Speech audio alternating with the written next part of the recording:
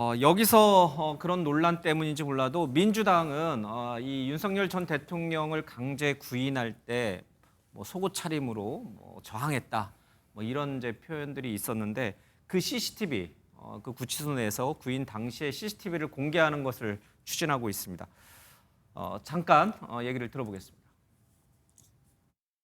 2차 방문 당시에 이 해당 강제구인 과정에 참여했던 교도관들의 증언을 들어보면 엉덩방을 찍거나 이런 상황은 없었다는 겁니다. 본인이 드러눕고 본인이 애가 떼쓰듯 발길질하고 뭐 그랬다는 거기 때문에 어쨌든 그 해당 CCTV를 저희가 확보할 예정이고요. 다음 법사위에서 증거로 이 자료 요구를 의결할 예정입니다. 아마 법사위에 공유를 하고 법사위원들이 본인들이 예. 발췌해서 해당 질의 시간을 활용해서 공개하지 않을까. 다음 법사위가 열리면은 여기에 대해서 CCTV 영상을 자료 요구를 할 예정입니다. 예. 공개해야 된다고 저는 봐요. 그것은 정당한 공무 집행이었기 때문에 그 과정에서 어떻게 거부했는지 이런 것들을 국민들이 알고 싶어 하잖아요. 그래서 국민의 알 권리를 위해서도 하고 법치가 살아있음을 알리기 위해서도 정확히 해야 된다고 봅니다. 예, 윤석열 전 대통령이 안 좋은 선택을 할 만큼 특검에 그런 것들이 모욕감을 줬다. 이쪽에서는 전혀 그렇지 않다. 정당한 공무 집행이었다. 이제 이렇게 맞서고 있는 부분 중에 하나가 이제 이 당시 이제 강제 구인이 될 텐데 국민의 알 권리 차원에서 CCTV를 공개하는 게 맞는 것인가? 아니면은 이제 지금은 경질된 전 서울구치소장은 재소자 인권 보호라든지 여러 가지 차원에서 공개할 수 없다라고 맞서다 경질됐으니까요. 이게 공개하는 게 맞는 겁니까? 공개하지 않는 게 맞는 겁니까? 속옷 차림으로 아이처럼 허공에다 대고 발길질을 했다라는 것을 우리 국민이 CCTV로 보는 게 우리 국민에게 좋은 겁니까? 아니면은 강제 정당한 법 집행을 뭐 무력으로라도 어떻게든 안간힘을 쓰는 전직 대통령이 뭔가 잘못된 모습을 우리 국민이 보는 게 좋은 겁니까? 어떤 게 좋은 겁니까? 우리 김철현 교수님. 그래서 어쨌든 뭐 저는 뭐 공개되지 않는 게 맞던 부분으로 보이거든요. 왜냐하면 어쨌든 1차 체포 강제 소환을 하려고 할 때 속옷 차림이었던 건 분명하거든요. 예. 다만 이제 윤석열 전 대통령이 얘기하는 거는 나는 더워서 수의를 벗고 있었는데 속옷 차림이었는데 특검이 들어왔다는 거고 특검에서 주장하는 것은 수의를 잘 입고 있다가 들어가니까 이 수의를 벗더라는 거 있었기 때문에 결국 어떤 강제 소환이 집행 예. 당시에는 속옷 차림으로 있었던 건 팩트가 확인된 부분이거든요. 그렇다면 윤석열 전 대통령과 그리고 어떤 강제 집행을 하려고 한 특검팀 사이에서의 진실 공방에 대해서 예. 굳이 그런 것들을 영상을 공개해가지고 그것을 바라보는 국민들도 보면 또 윤석열 전 대통령에 대한 동정 여론이 생길 수도 있고 또 윤석열 전 대통령에 대해서 싫어하는 분들은 거기에 대해서 더욱더 이제 비판의 목소리가 커지게 될 가능성이 크거든요. 예. 그렇다면 앞으로 이제 내란 재판을 통해서 나름대로 적절한 어떤 형사적 조치라든가 형사적 처벌을 하면 되는 건데 굳이 그런 것들을 공개하게 되면 또 국론이 저는 분열될 수 있는 가능성도 크고 여러 가지 부분에 있어서 저는 뭐 별로 뭐 좋아 보이지는 않는 좋아하지만 걸로 보이거든요. 어쨌든 전직 대통령에 대한 부분에 있어서 다만 저는 저런 것들도 보면 예. 결국 민주당의 법사위가 과반수가 넘기 때문에 저런 것들도 자료 의결이 되면 자료를 제출할 수밖에 예. 없고 그런 부분들이 이제 공개됐을 경우에 그런 미치는 영향 이런 것들 파장 이런 것들도 조금 고민할 필요가 있지 않나 이런 보입니다. 저는 일단 그 윤석열 전 대통령 측에서도 특검을 지금 고발한 상태잖아요. 그러니까 CCTV를 좀 가리기 위해서 아마도 영상은 그 제한적으로 공개될 필요는 있다고 봅니다. 그러니까 전 국민에게 예, 보여주지 저는 전 말고. 국민 공개는 굳이 할 필요가 있는가라는 생각이 들어요. 왜냐하면 윤석열 전 대통령이 그 속옷 차림으로 저항했다는 그 사실이 알려진 것 자체로 사실 많은 국민들이 좀 듣기 불편해하는 부분도 있었고 또 국격에도 좀 영향을 주는 문제도 외국에서 있었거든요. 보면요, 진짜 외신 기사에 다 실립니다. 무조건 그러니까요. 실립니다. 영상이 나오면 무조건 아마 한국의 전직 대통령 하면서 실릴 것이기 때문에 예. 다만 저는 만약에 그 CCTV가 그 윤석열 전 대통령의 뭐 수감 생활을 비추는 거라면 당연히 개인정보법에 위반되는 것이죠. 근데 이 정당한 법 집행, 체포영장 집행을 거부하는 행위였기 때문에 그거에 대한 지금 예. CCTV를 가리고 있는 것이기 때문에 저는 법사위원들이 제한적으로 열람 내지 보는 그리고 그 본 다음에 국민들에게 진실을 알릴 수 있는 그런 입을 통해서 구전되는 건 저는 괜찮다고 생각합니다. 확인해 보니까 실제 뭔가 뭐 땅바닥에 떨어졌다거나 뭔가 인권 탄압적 요소는 보이지 않았다. 정말 그냥 저항만 하더라. 그래도 그 한도 내에서 하더라라는 그 팩트만 전달되면 되지 굳이 그 자극적인 영상을 모든 국민이 볼 수 있도록 하는 거는 전 좀 부적절하지 않나 개인적으로 생각합니다.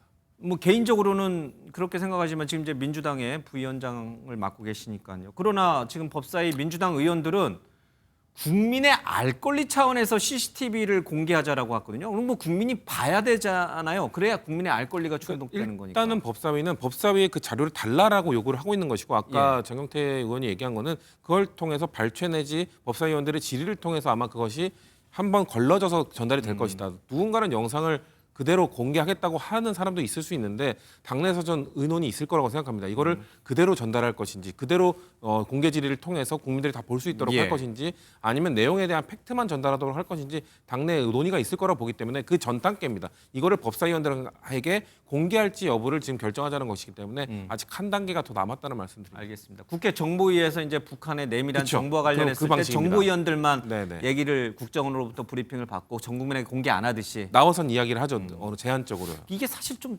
뭐 개인적인 의견을 피력하긴 좀 그렇습니다. 괜찮은 것 같아요. 왜냐하면 이게 세상에 공개되면 얼마나 국가적 망신입니까? 그렇죠? 이게 뭐 우리가 의도하진 않았지만 전 세계 외신은 대한민국 선진국가라고 불리는 대한민국의 전직 대통령이 속옷 차림으로 발버둥 치고 그게 무슨 도움이 근데 됩니까? 그렇게 우리 되면 국정에. 좋은데 그렇게 되질 않을 것 같아요. 예. 왜냐하면 지금 법사위원장이 이제 추미애 의원이 되거든요. 예.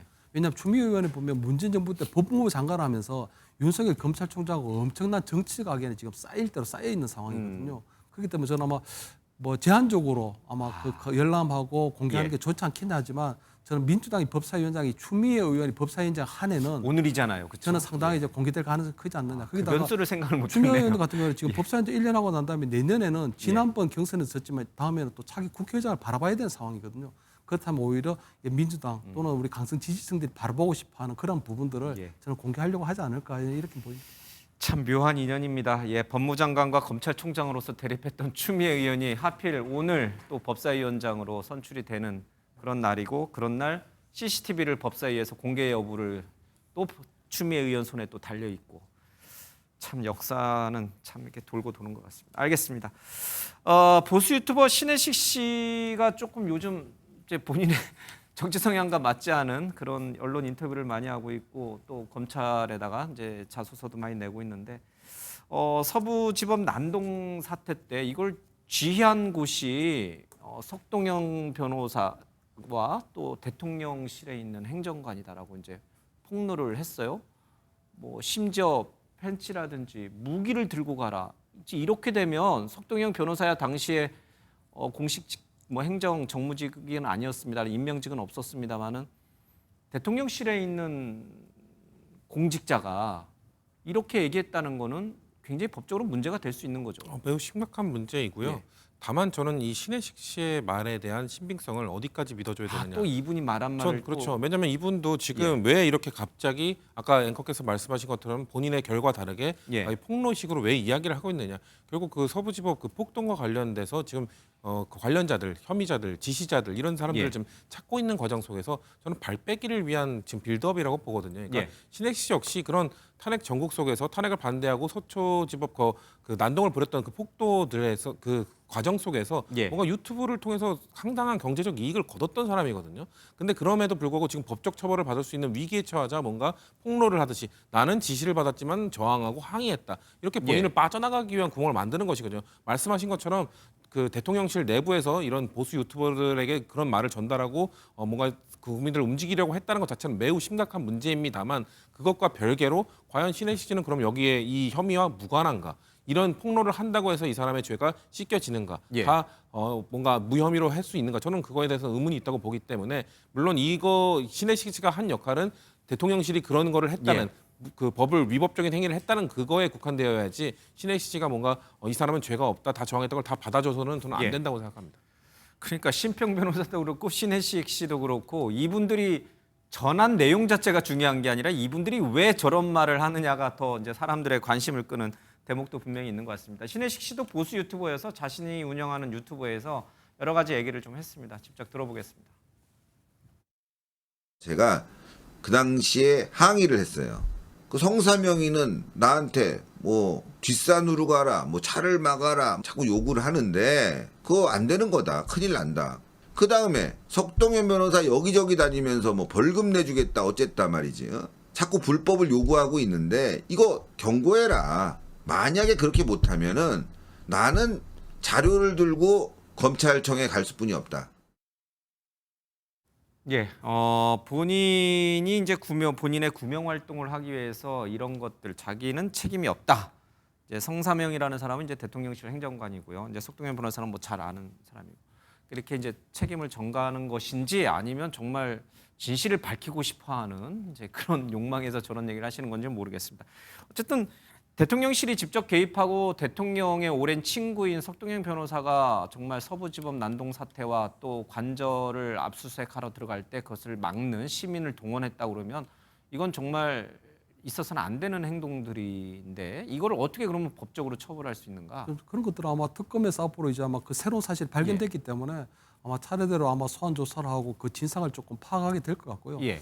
저는 아마 신혜식 씨 같은 경우는 그때 당시에도 보면 어쨌든 비상계엄 선포되고 난 이후에 그 비상계엄이 정당했고 거기에 대한 어떤 탄핵은 잘못됐다고 하는 부분들을 계속적으로 어떤 보수 집회를 통해서 전파하고 있는 상황이었거든요.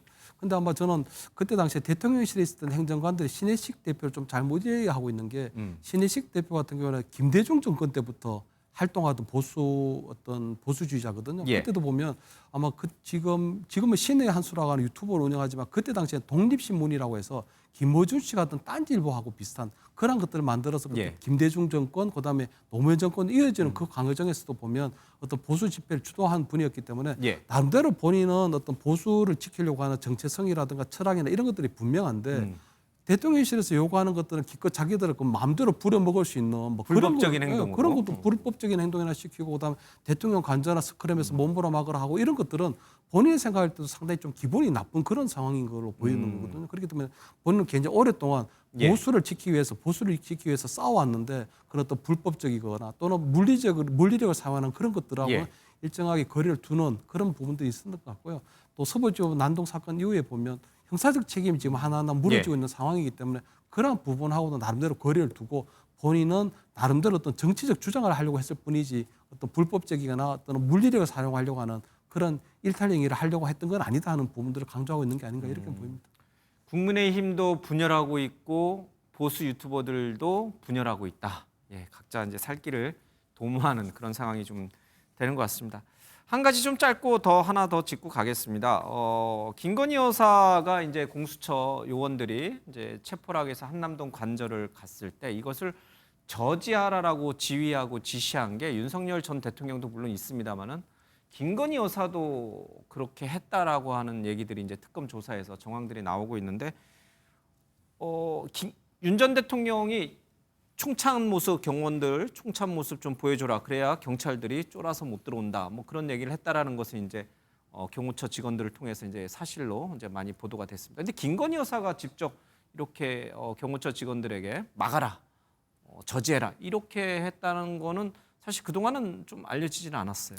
그리고 만약에 사실이라면 매우 심각한 문제죠. 예. 그러니까 영부인은 그럴 자격이 없습니다. 그럴 의견을 전달할 수 있는 위치에 있지도 않고요. 경호처 직원들을 부릴 자격이 그렇죠. 자격이 없기 위치에 때문에 있지 이런 게 않죠. 심각한 문제고. 예. 근데 지금 단순히 이때 체포 저지할 때 문제뿐만 아니라 윤석열 정부 내내 김건희 여사가 월권을 통해서 어떤 행위들을 했는지가 하나하나 지금 새어 나오고 있는 상황이거든요. 사실 정부 내내 윤석열 정권 내내 이거 사실 V0가 아니냐. V1인 윤석열 전 대통령이라면 그 위에 김건희 여사가 군림하고 있는 것 아니냐는 그 당시 야당이었던 예. 저희 당의 비판이 많았습니다만 그것이 하나하나 사실로 밝혀지는 증거들이 저 하나하나 나오고 있다고 생각하거든요. 그러니까 예를 들면 김건희 여사가 그 본인의 그 최측근이었던 의전 비서관의 자녀 학폭 문제가 불거지자 교육부 차관에게 8분 이상 통화를 했다는 그 사실 이런 것도 알려주고 이런 것들 그 체포 저지 상황에서 경호처에게도 의견을 전달했다는 사실도 예. 전달되고 뭔가 이런 것처럼 전방위적으로 윤석열 정권 내내 김건희 여사가 어떤 역할을 했는지가 저는 그 당시에는 뭔가 꽁꽁 쌓여져 있어서 뭔가 외부로 발설되지 않았지만 예. 지금 정권이 이미 무너진 상황이기 때문에